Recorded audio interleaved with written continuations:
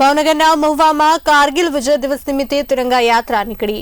નગરપાલિકા દ્વારા ઘર ઘર તિરંગા યાત્રાનું આયોજન કરવામાં આવ્યું।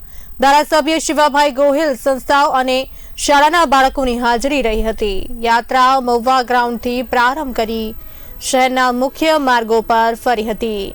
કારગિલ યુદ્ધ વિજયની યાદમાં દેશભરમાં ઉજવણી। મહુવામાં યાત્રા નીકળી તિરંગા યાત્રા। નગરપાલિકા દ્વારા ઘર ઘર તિરંગા યાત્રાનું આયોજન। ધારાસભ્ય શિવાભાઈ ગોહિલ અને સંસ્થાઓ અને શાળાના બાળકોની હાજરી રહી। વિજય દિવસના ભાગરૂપે 14મી ઓગસ્ટે સમગ્ર ભારત દેશમાં આપણે કારગિલ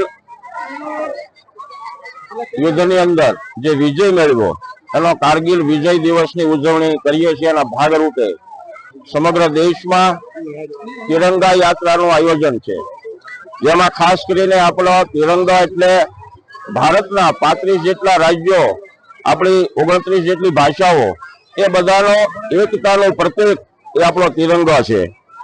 આપણો સીમાડાઓ માથે, હિમાલયની માથે આપણી જયારે T-52 કેમ્પ ખોલવામાં આવે ત્યારે આખો હિમાલય ગળગડાટ કરતો હોય, આજુબાજુના રાષ્ટ્રના તમામ આપણા દુશ્મનો પણ થરથરે એવું શૌર્ય સાથે જે કામગીરી કરી રહ્યા છે આપણી સેના, એનો આપણો આ